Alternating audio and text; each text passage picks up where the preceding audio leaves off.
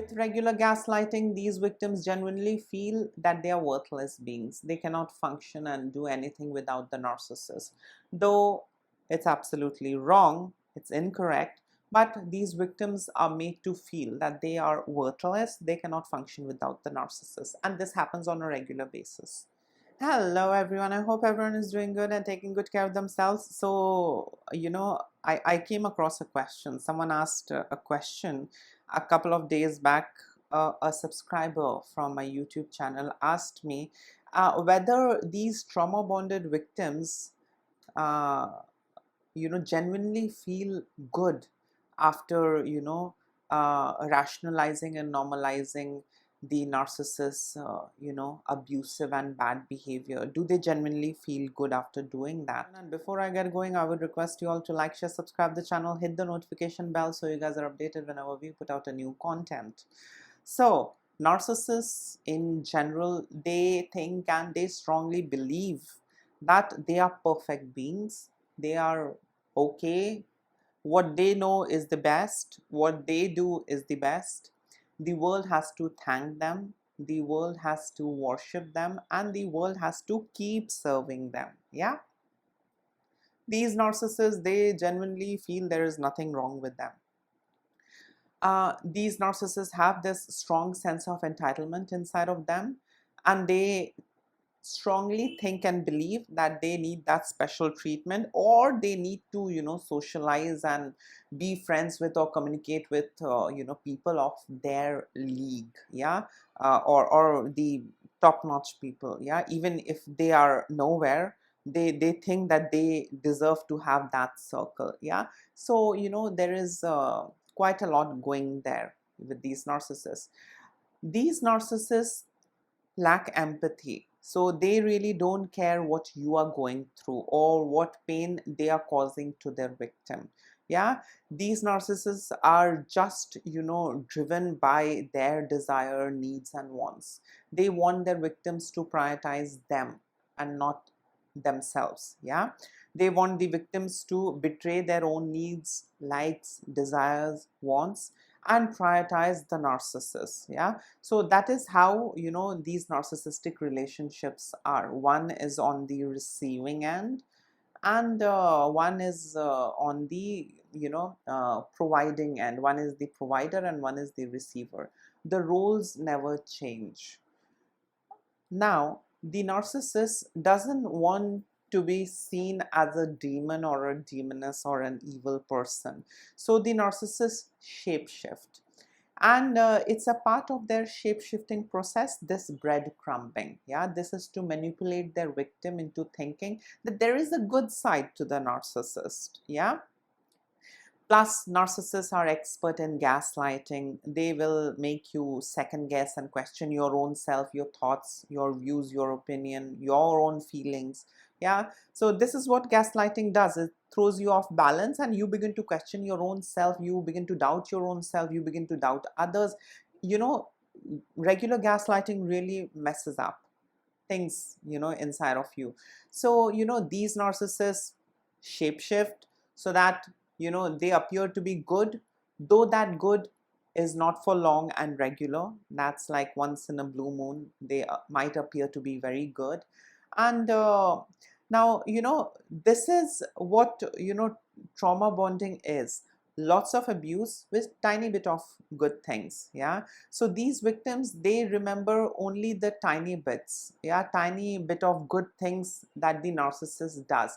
Now those tiny bit of good things that the narcissist does is very superficial in nature. It's nothing substantial and deep. It's very superficial. So the narcissist might get you a flower, the narcissist might take you out for a vacation, the narcissist might take you out for a good dinner, the narcissist might get you some gift.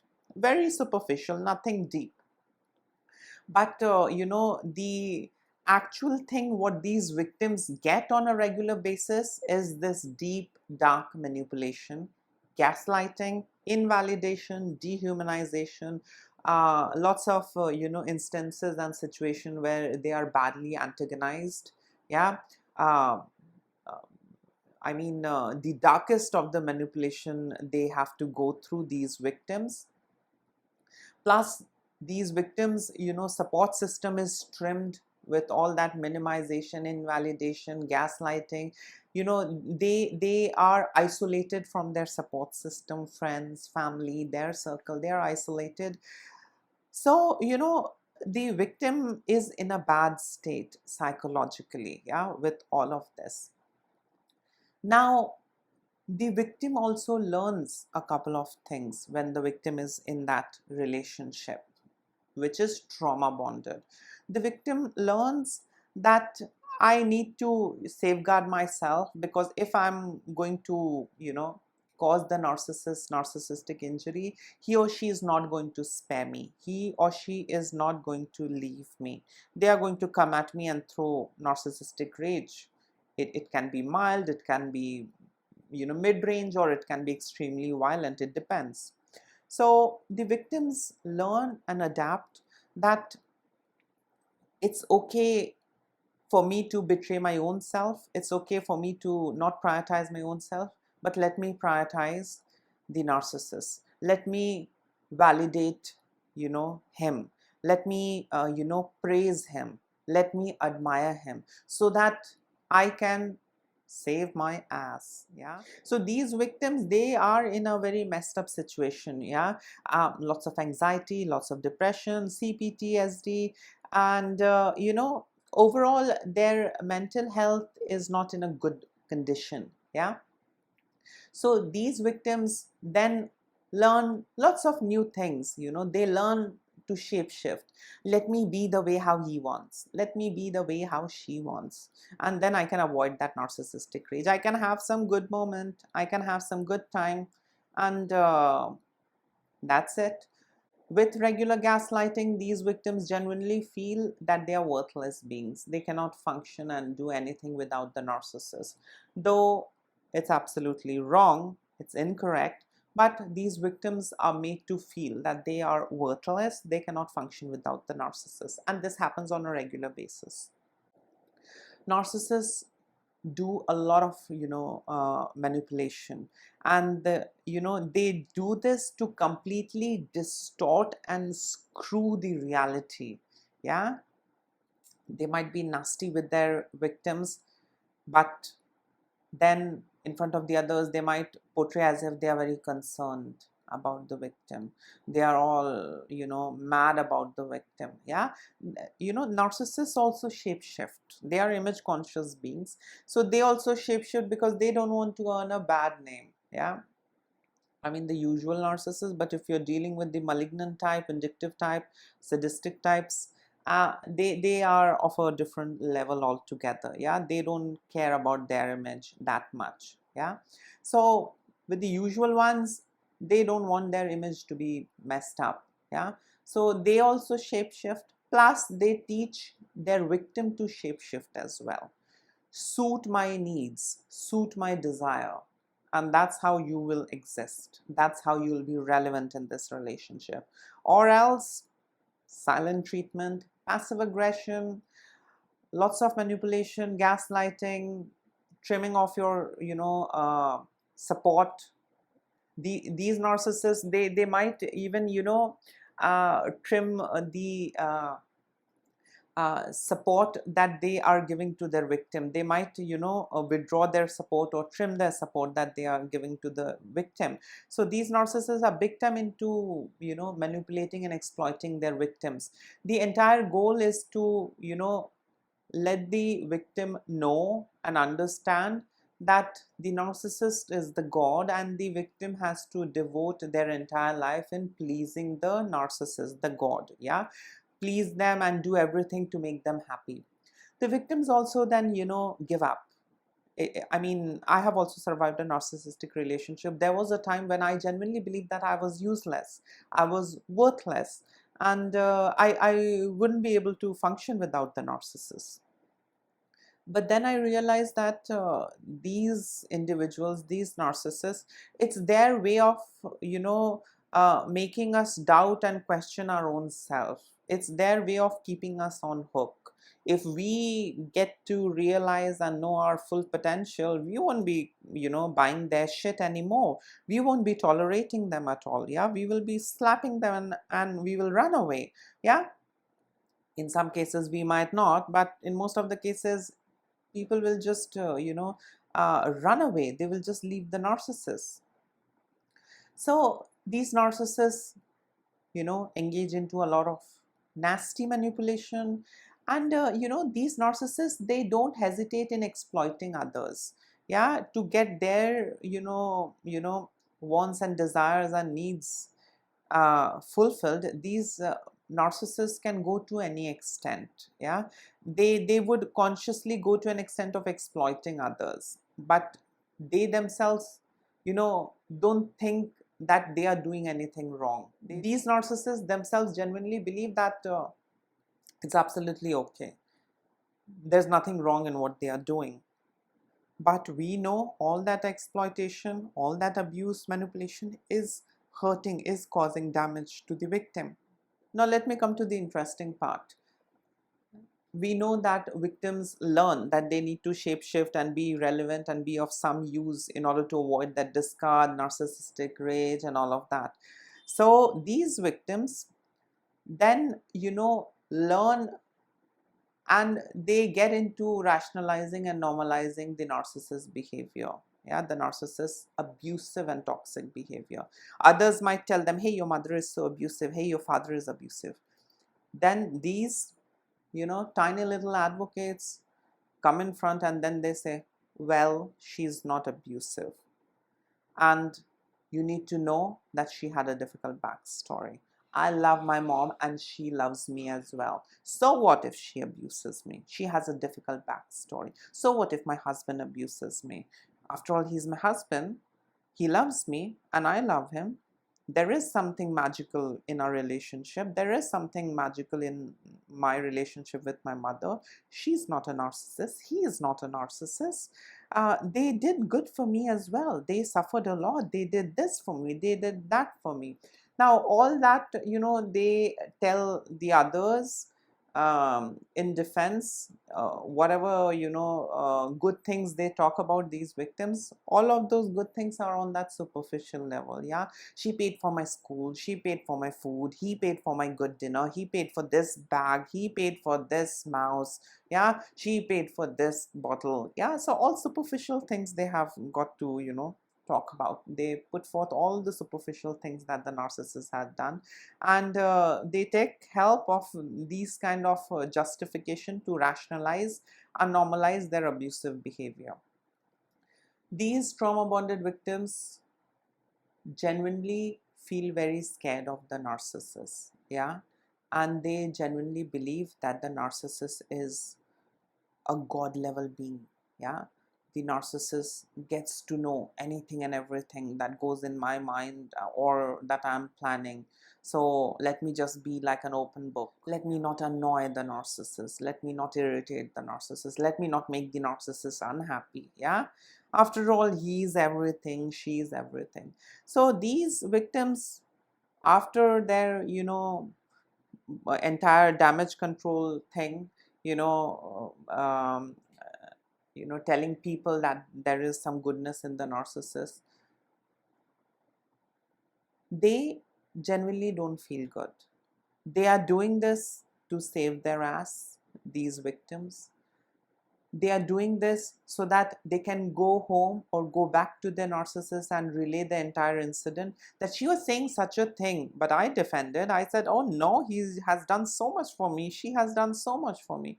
So they do this to, prove and show their loyalty to their master, these trauma bonded victims, and they think that they might be rewarded. Yeah, those tiny bit of crumbs that the narcissist throws now and then. So these victims get addicted to that tiny bit of crumb. So they do all of this. These victims go to this extent, basically is to save their ass, get tiny bit of validation in the form of crumb, and try and please the narcissist. These victims, they genuinely don't feel good on the inside. they are also depending on the narcissist to make them feel good. And the same way how a narcissist is, depending on his supply source, her supply source, to make them feel good. Yeah. So both are in such a relationship where both depend on each other to make each other happy. Now, the narcissist needs a lot of things.